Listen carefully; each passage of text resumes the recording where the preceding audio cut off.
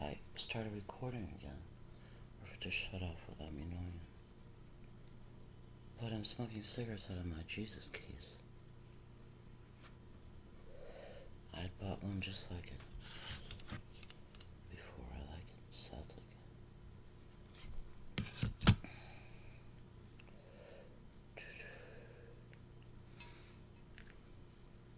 I'm not sure how to get back to TV from the CD.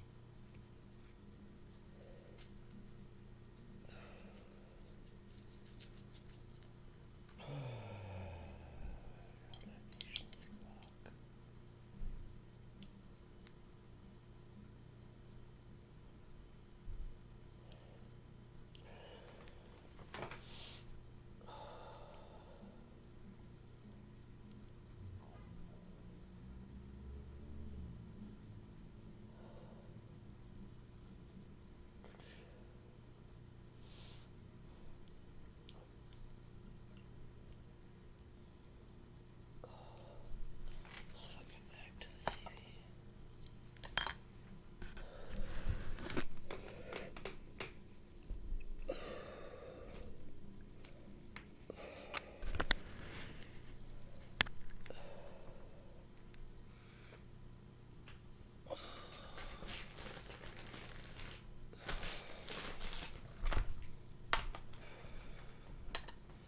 I'll ask all Rob's satanic rituals and all Rob's abuse of 3-year-old girls, torture and murder be seen by everyone in the universe, transcribed and televised.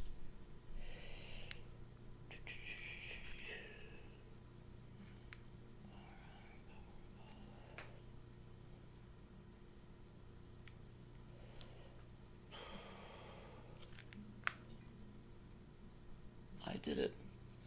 I did it.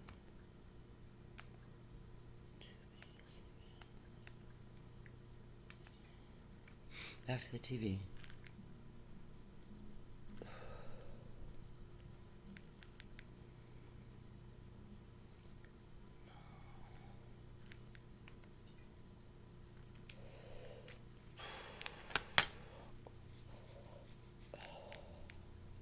What's now happened to the doormen who were reportedly watching?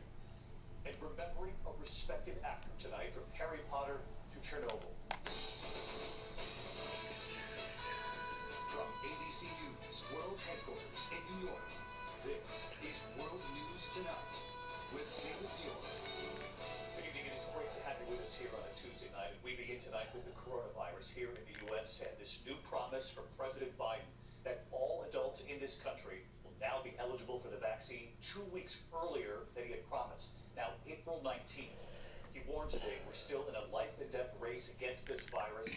I hope that vaccinations will outpace the variants now spreading across this country. Deaths on the rise in 21 He's states, a good cases rising news in guy. 19 states. And that UK It's a variant little like now seen in the. every He has a state. gift President like Biden coming before the Brian cameras Williams late with today, moving up compelling, that deadline. Every adult will be eligible again by April communication. 19th for the vaccine, and saying this is not over yet because of those highly contagious variants, but that if we take precautions, that we can enjoy a safe, happy 4th of July. So many states seeing alarming upticks. Michigan among the hardest hit by the UK variant. At Beaumont Hospital in Dearborn, for one, some patients are being held in the emergency room, similar to scenes months ago in earlier surges, now waiting for a bed to open up all over again. Cases rising among younger Americans and the unvaccinated, and authorities are keeping a close eye on youth sports now as a potential place for easy spread of the virus. About 80% of teachers, school staff, and child care workers have now received at least one shot. That's good news. 107,609,000 people have received at least one dose in this country. That's nearly 42% of all adults now. So tonight here, the new timetable and the urgent race to beat the variants. ABC's Eva Phillips leads us off from Michigan tonight. Tonight, a new cause for alarm across this country in the race between the vaccine and the variant. Doctors inside Beaumont Hospital in Michigan say they're facing a surge all over again. Just a steep incline in the numbers of patients that are coming in who are really sick. We've got patients who are holding in the emergency room waiting for beds to open up. As many as 70% of the new cases in Michigan could be from the more contagious and likely more deadly UK variant. We're seeing a lot more younger adults Pedro Gonzalez was a healthy 28-year-old before COVID. One of his passions was highlighting small businesses trying to make it through the pandemic. Just getting that big Please satisfaction disconnect them out of from my knowing thinking that you gun. were able to help somebody. Affirm, But in March, Pedro Affirm, tested affirm. positive for COVID. He's been on a affirm. ventilator for 2.5 weeks. I thought he was gonna be fine. I was like, oh, he'll be fine in a few days. You know, he's young, he's strong. Nothing's gonna happen. But after seeing his situation now, I just want people to be careful, to take care of themselves. His 27-year-old brother, Rafael, now infected with COVID too. Cases among the young and unvaccinated are growing. Late today, President Biden moving up his deadline for states to make all Americans eligible for the vaccine to April 19th, 2 weeks earlier than he had promised. In every part of this country, April every 19th is adult Harry's birthday. over the age of 18 or older will be eligible to be vaccinated. No more confusing rules. No more confusing restrictions. 37 states already opening vaccinations to everyone 16 and older, but the president warning the country is only halfway through the vaccination effort. You can have a safe, happy 4th of July with your family and your friends in small groups in your backyard. The real question is, how much death, disease, and misery are we going to see between now and then? About 80% of teachers, school staff, and child care workers have already received at least their first vaccine shot. But the CDC is warning about outbreaks among the young, many tied to youth sports and extracurricular activities. We're seeing more and more young people get into serious trouble, namely severe disease, requiring hospitalization, and occasionally even tragic deaths. Dr. Fauci just today, Eva with us now from Dearborn, Michigan tonight. And Eva, Dr. Fauci also today saying what we heard from Dr. Jha here on this broadcast last night. This country is on the brink of another surge. That's right, David. Dr. Fauci saying we are at a critical moment, warning that we could just as easily swing up into another surge, making it clear we are in a race to get vaccines into arms before we have another peak. David? Eva Pilgrim leading us off tonight from Michigan. Eva, thank you. Please bless me, God.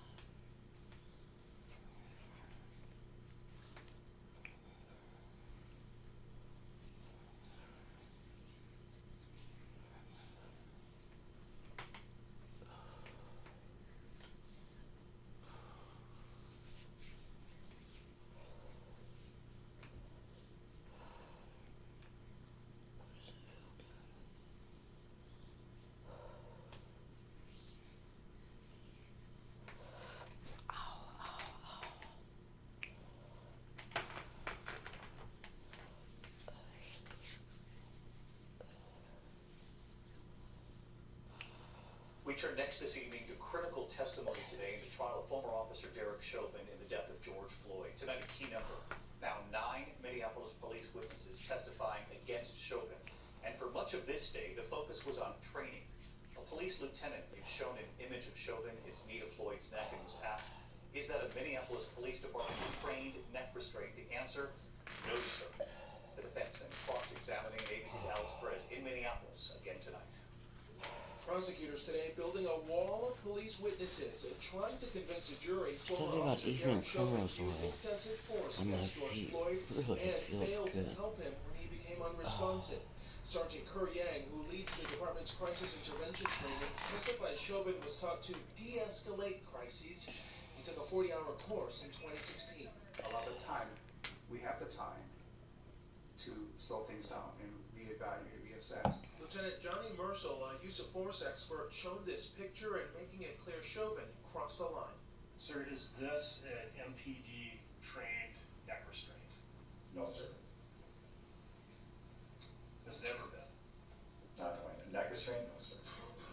Once a subject is under control and no longer resistant, it's inappropriate to hold them in a position where you're draping your knee across their back or neck, isn't it? I would say it's time to de-escalate for us, sir. Officer Nicole McKenzie coordinates medical support services for the department. Prosecutors using her to counter the defense argument Chauvin wouldn't have known Floyd was in distress because he was still talking. there's a possibility that somebody could be in respiratory distress and still being able to verbalize it. Just because they're speaking doesn't mean they're breathing adequately. The defense team argues the crowd that gathered around the officers created a distraction and a threat. Have you ever had to perform emergency services in not even a hostile crowd, just a loud, excited crowd? Yes, Is that, in your experience, more or less difficult? it's incredibly difficult. Does it make it more likely that you may miss signs that a patient is experiencing something? Yes. 9 Minneapolis police witnesses have already testified against Chauvin, including the department's chief, Madera Arredondo. But you know, Lord, Today, Floyd's family praying outside the court, closely following every second of the proceedings. His brother sounding confident they'll get justice. my family, we have the faith. After we get the verdict and we get this conviction, we'll be able to breathe. So let's bring in Alex Perez with us again tonight from Minneapolis. And Alex, you reported there are now 9 Minneapolis police witnesses testifying against Derek Chauvin. Rare, given so often that blue wall of silence sticking together within the force. And prosecutors also bringing in expert witnesses from other police departments as well. Yeah, David, the prosecution bringing in outside experts, a sergeant with the Los Angeles Police Department testifying today. He said Chauvin's actions were excessive. The prosecution really trying to hammer home that what Chauvin did is not what officers are trained to do. David? All right, Alex Perez, we'll see you right here tomorrow.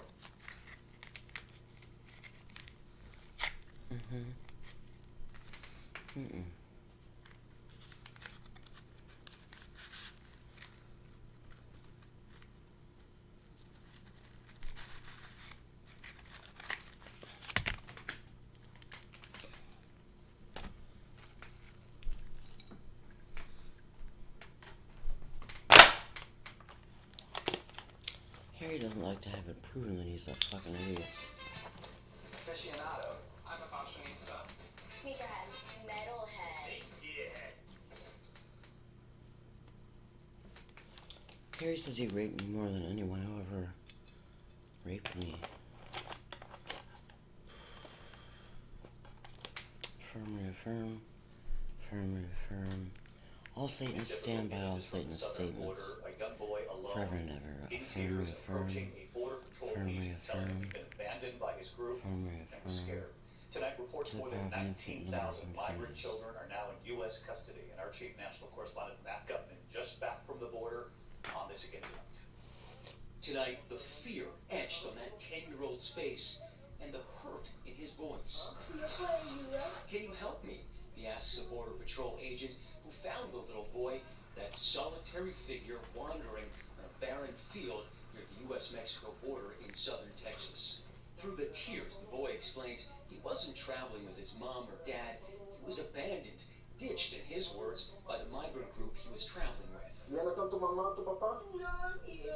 Yo venía en un grupo que venía de entrega con usted y mi opinión me dejó botar y venía aquí a pedir auxilio. Sobbing, the boy telling the agent he was scared of getting robbed or worse, kidnapped. Tal vez me pueden robar, secuestrar o algo. ¿Te pueden robar? Yes. Thankfully, he was found by authorities and taken to this child detention center in Donna, Texas. We just returned from Texas after flying over that very same facility, now rapidly expanding to handle the thousands of additional migrant children and teens expected. ABC News has learned there are now over 19,000 migrant children in federal custody. And the Donna facility recently so crowded that children were forced to take turns sleeping on the floor. And Matt Gutman with us from LA County tonight, where officials I know are setting up a massive new facility there to house migrant children as well. And Matt, you're learning more tonight about that young boy. Border officials, David, tell me that they are assured that he is now safe and they are working him through the system. They believe that sometime in the next few weeks he will be handed over to family members here in the United States. But David, that is a process that is on average lasting more than 5 weeks, so still a long road ahead for that little boy. David. Matt Gutman live in California tonight, Matt. Thanks.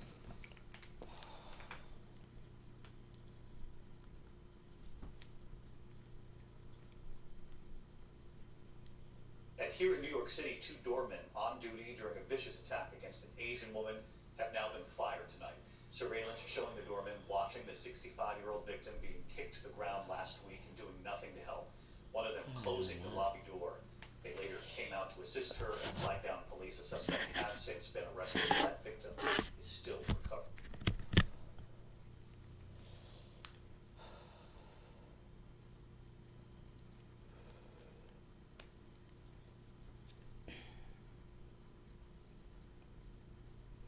Passing to note tonight, British actor Paul Ritter has died of a brain tumor, known for his roles in Chernobyl and Harry Potter and the Half-Blood Prince. Remembered as a versatile, talented actor, kind and funny, he was 54.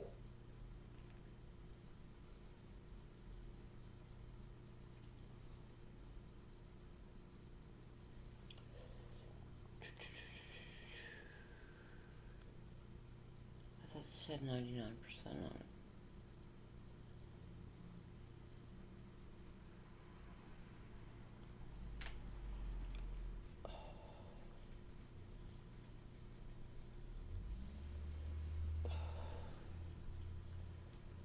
Take a look at the latest coronavirus case numbers from Johns Hopkins University. Now more than 131.8 million diagnosed cases around the world. Our death toll here in the U.S. at more than 555,000 American lives lost. As the CDC reports, at least 62.3 million Americans are now fully vaccinated. Joined, though, today by ABC News contributor and chief of infectious diseases at Boston's South Shore Medical Center, Dr. Todd Ellerin. Todd, thank you for being here. And look, this is something Dr. Ashton has been on top of and talking a lot about when it comes to vaccines and pregnant women. So always a lot of questions there, but we're getting some new details. What's the latest here? 1%. I thought it said 99. Right, TJ, so this is so important. You know, what we know is that pregnant women and COVID-19, it can lead to more severe disease. It can lead to preterm labor, that means delivery before 37 weeks. It can lead to increased respiratory distress needing the intensive care unit and mechanical intubation. A recent study from the obstetrics and gynecology looked at over 1,200 patients. They were all pregnant women. They all had COVID-19. And what they saw is while most women did well and their babies did well, about 8% of them had severe disease. That means they were hospitalized on oxygen. 4% actually had critical illness. Most of them were intubated and they were on the breathing machine. And unfortunately, about 4 died. That's a mortality rate of 0.3% or 3 in 1,000. Just to put that into perspective, that's 15 to 20 times more than what we'd expect from a pregnant woman who does not have COVID. So I want to just tell you.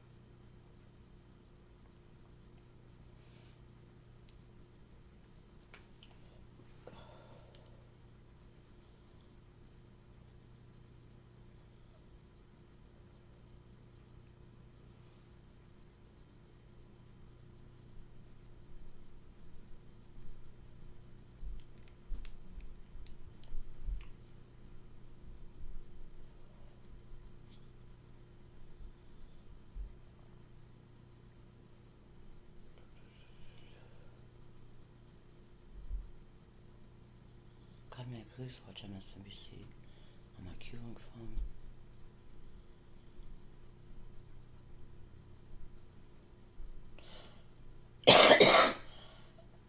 They're attacking my trach with bacteria.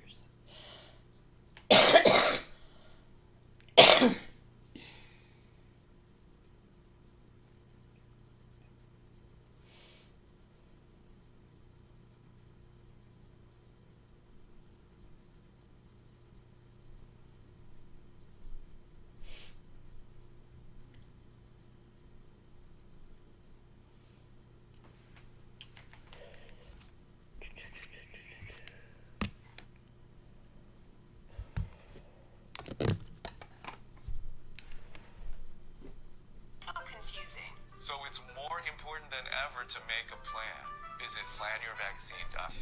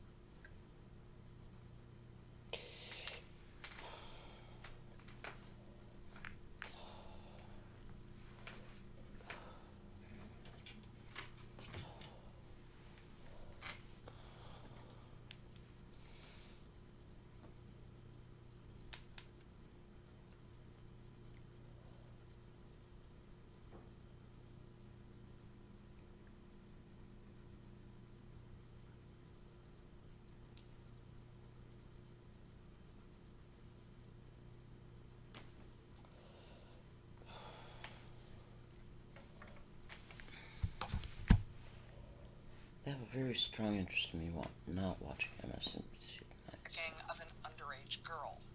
Now, this is an investigation that started during the Trump administration when Bill Barr was running the Justice Department.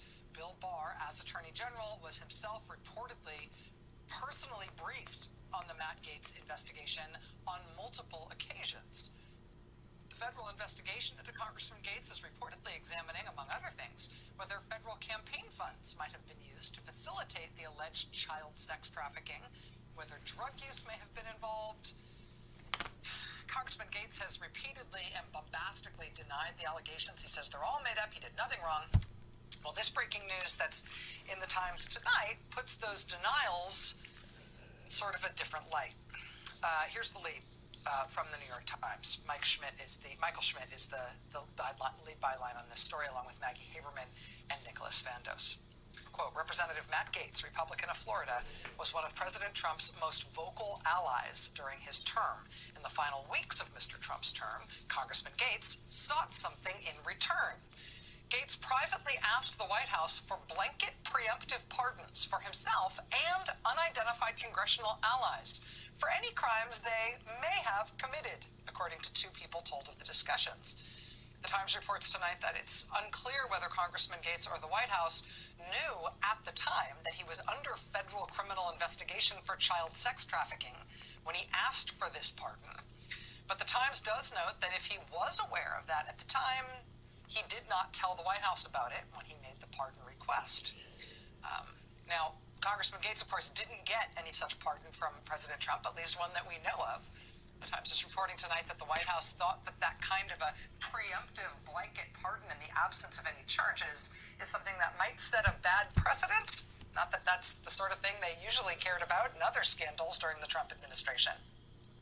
But the Times reports that, quote, in recent days, some Some Trump associates have speculated that Mr. Gates' request for a group pardon for him and other members of Congress was an attempt to camouflage his own potential criminal exposure. The theory.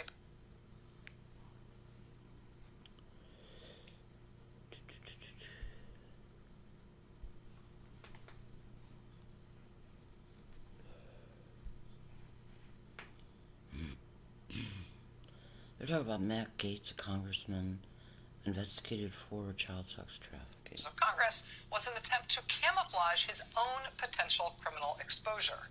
The theory being that he knew he was potentially in federal criminal danger, so he asked for a pardon for himself and lots of other guys, just in case. A pardon is not a trophy. It's not something you can put on a shelf in your house to show off to your friends to prove how much the president likes you. Presidential pardon is a legal tool to avoid penalty for criminal behavior. It's a weird thing to ask for if you haven't done anything wrong. Congressman Gaetz, through a spokesperson, denied to the Times that he privately requested a pardon in connection with ongoing criminal investigations into his behavior. But again, the Times, which broke this story in the first place, now advancing it tonight in a way that... Please control their sense of time to their detriment, God. Affirm, reaffirm, affirm, reaffirm, to the power of an infinite number of infinities.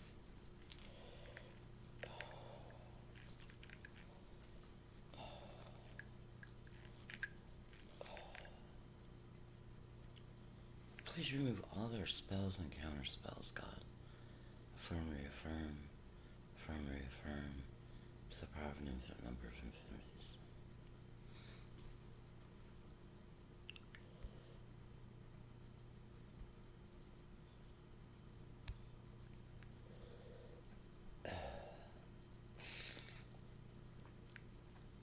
But because of the wacky and contested outcome of the 2000 election, George W. Bush is who we got.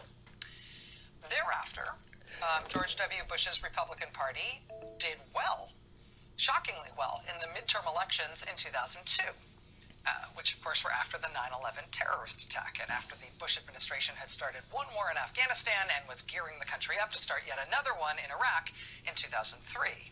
So 2000, Bush...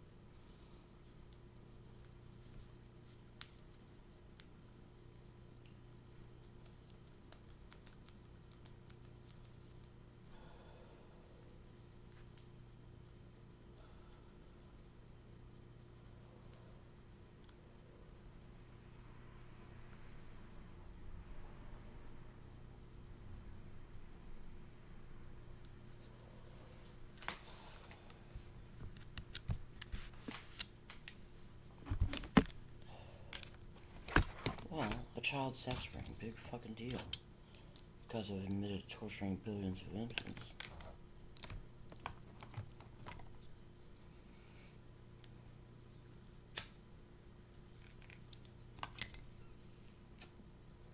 How am I gonna know? He doesn't look like he'd be evil.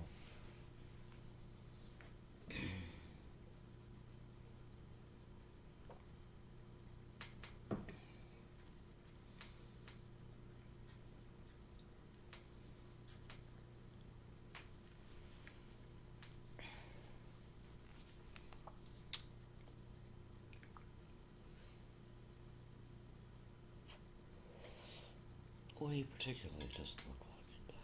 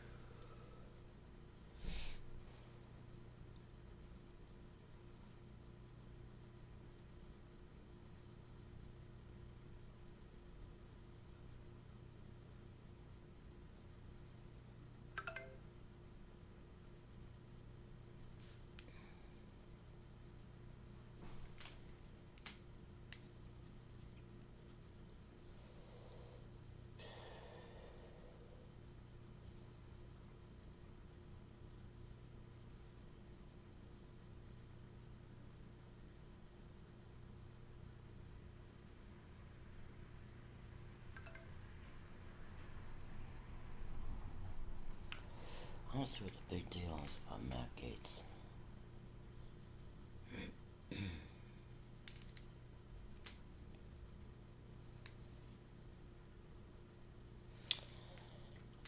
Tom says Kathy Leo has to do with the Matt Gaetz sex ring. Affirm.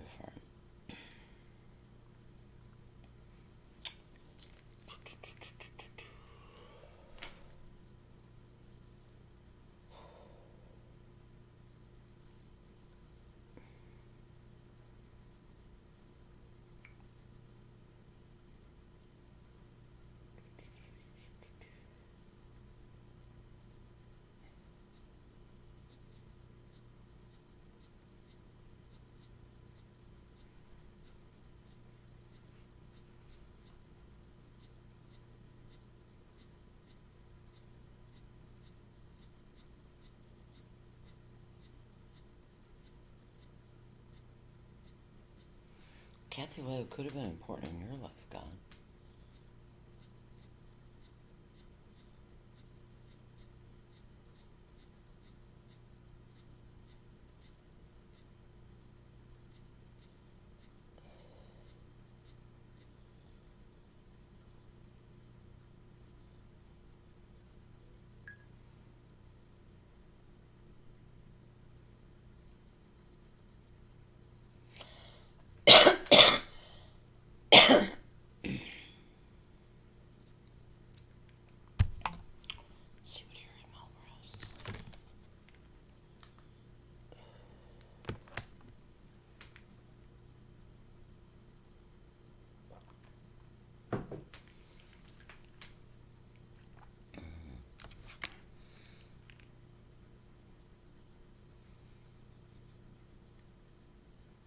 Truck crash. Call Gruber Law Offices today. Trucking law can be extremely complicated. You don't want to take on the insurance company alone. Gruber Law Offices has the experience, the resources, and of course, the results. We know truck law. We know the rules and regulations. We know what it takes to win. Call Gruber Law Offices. One call, that's all.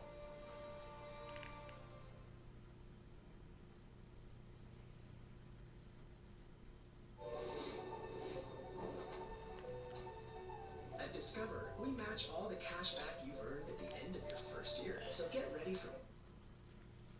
Donald Trump is under fire for conning over $100 million from his most loyal supporters. The New York Times busting his re-election campaign for a scheme mixing some of Trump's oldest con artist tricks with the desperation in a general election where he was clearly trailing Biden in the polls and in the money race. Now, this story matters for several reasons.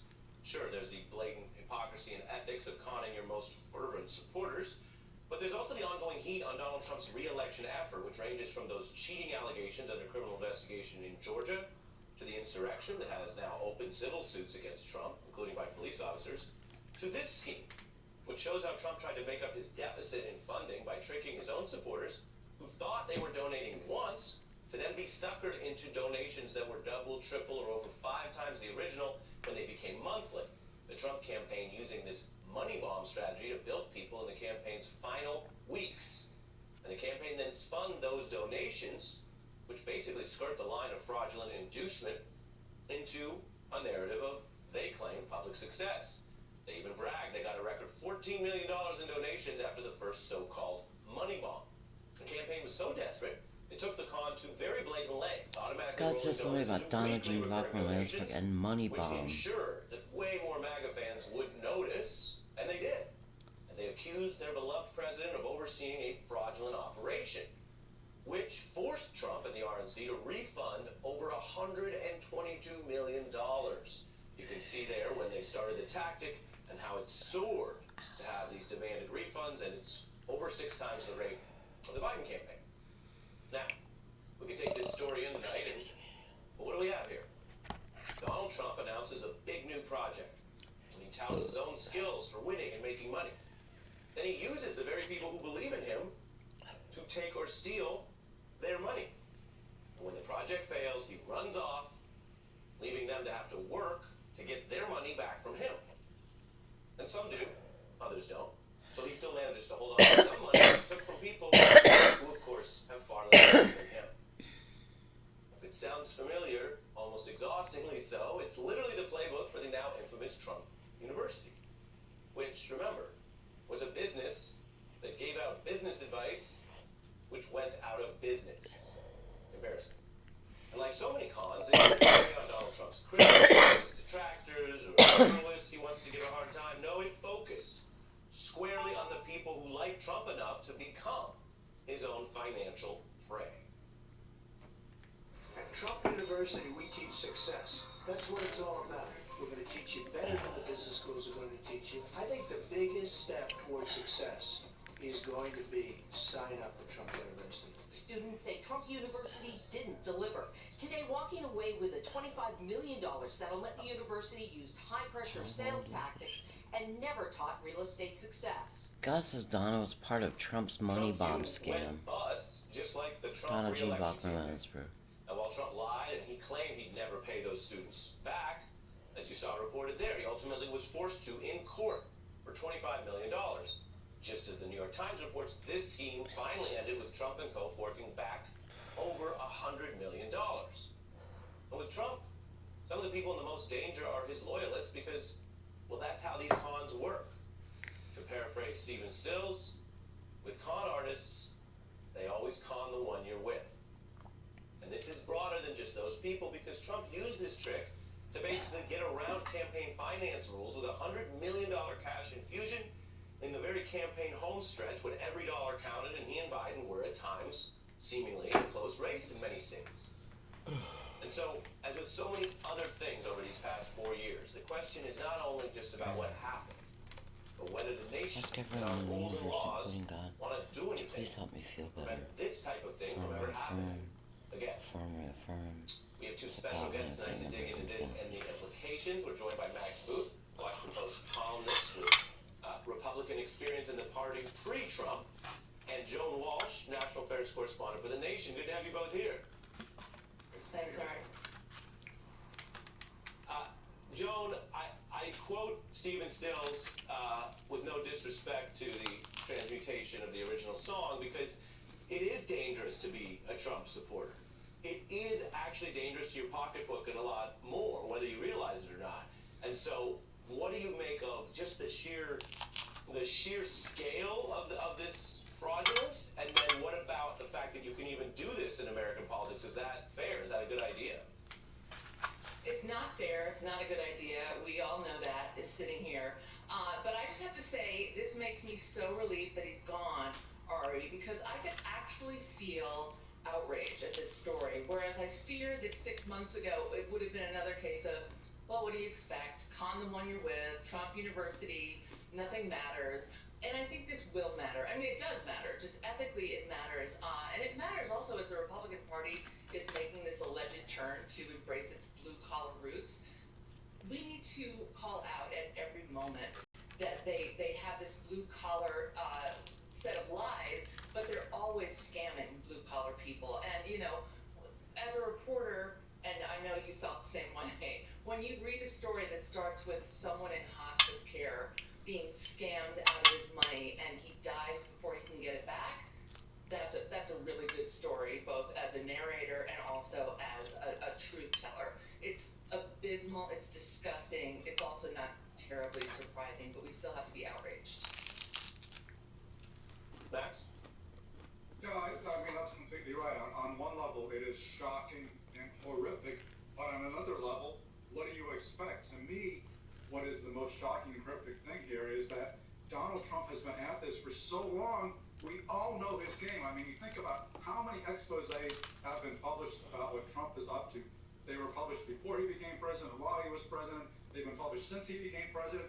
None of it makes any difference. There was just a new poll that came out in the last day showing that 80% of Republicans continue to approve of Donald Trump. And I can guarantee you, even if you force-fed every single Republican in America to read this New York Times expose of his shoddy, unethical fundraising tactics, it would not make one iota of difference. It would not Harry change the accepts look. responsibility for his As he so famously said, he actions. could shoot somebody on Fifth Avenue, Affirm, and it wouldn't make any difference. So, you know, in some ways, he The is power truly of the most nature, the successful number of con artist in things. American history because it doesn't matter that his con is exposed.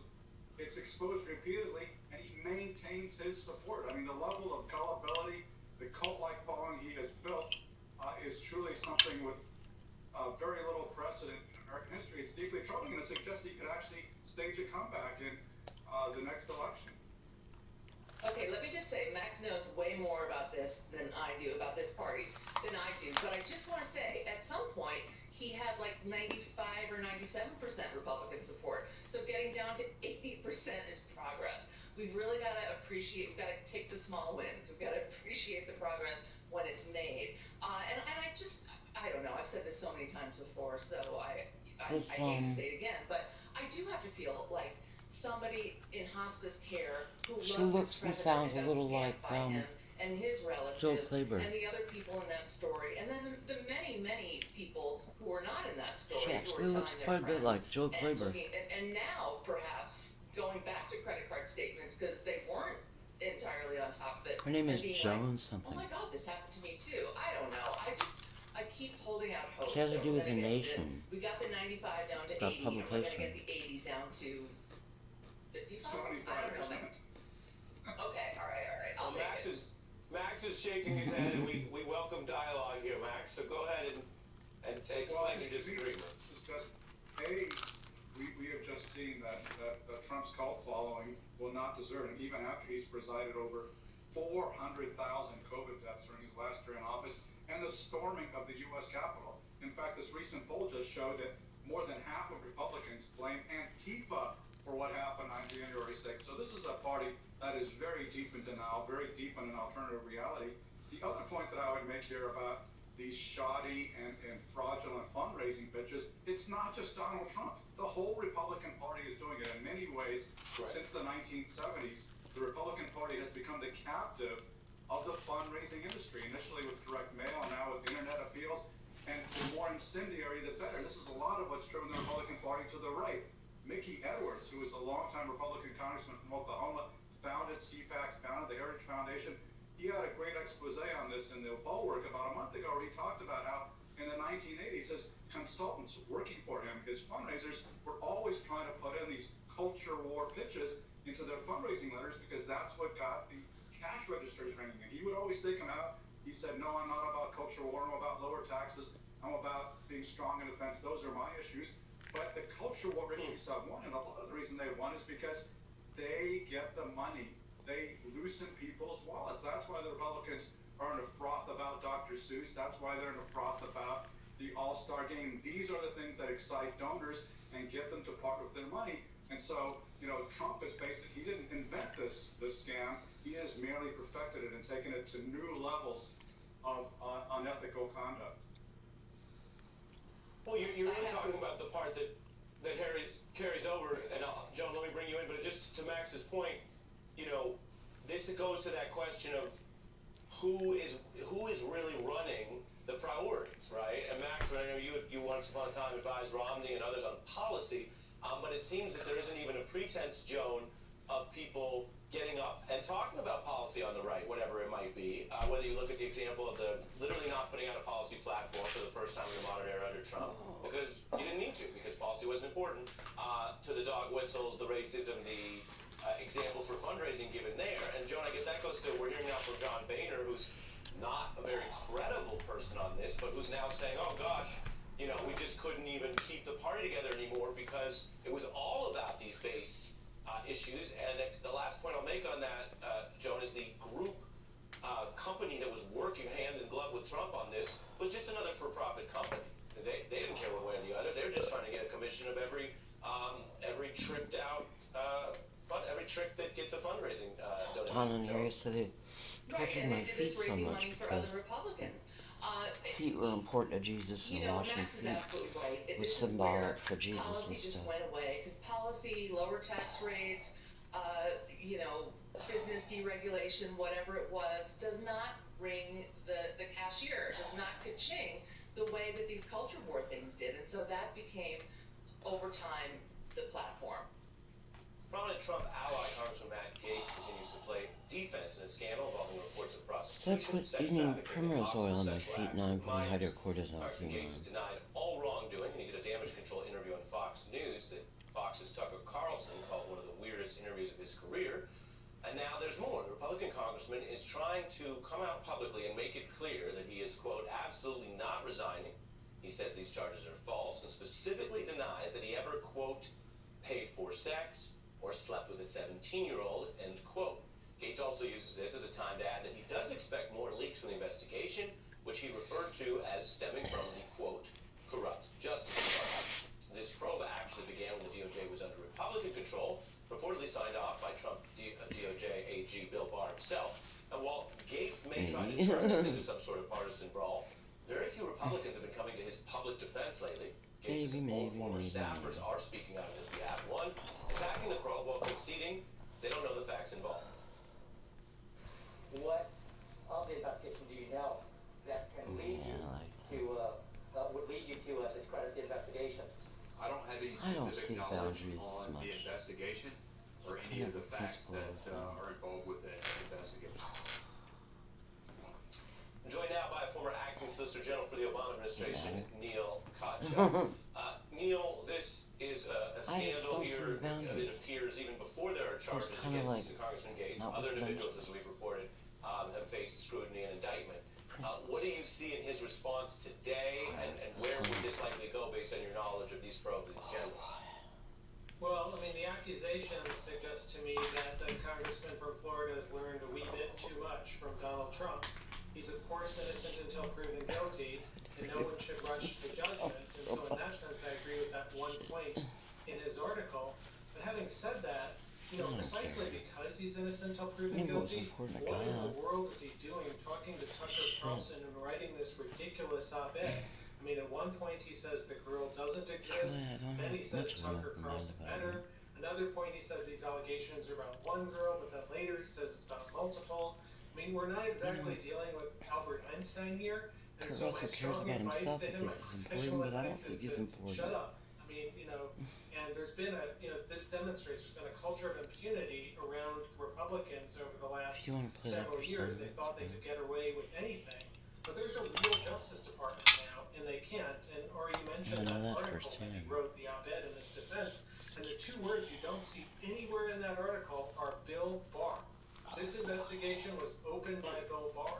He thought it was credible enough to continue the investigation. This is not a guy who was shy about shutting down investigations against Republicans. Bill Barr did repeatedly, but even he kept this thing going. And now it's under Merrick Garland's control, and I don't think there's anyone more fair or honest than Merrick Garland. Yeah, and as you say, it really does have that Trumpian echo, and it's, I suppose, a bit of a testing ground for how the system, by which I mean the Justice Department, but also everything else around the institution, deals with these things, because he's doing a witch hunt playbook. Reading again, as you mentioned from the op-ed, he says, quote, I'm sure some partisan crooks in Merrick Garland's Justice Department want to pervert the truth and the law to go after me. I will not be intimidated or extorted. Again, as you say, and we've reported, he's legally innocent. He has not been charged. But if he thinks the facts will acquit him, then obviously you can move forward in that standing. He sounds more like someone who's girding for a bigger battle with the Garland Justice Department. If he thought they were going to say, hey, we didn't find anything here, we looked into it, he wouldn't need to criticize them. So what do you make of where the Republican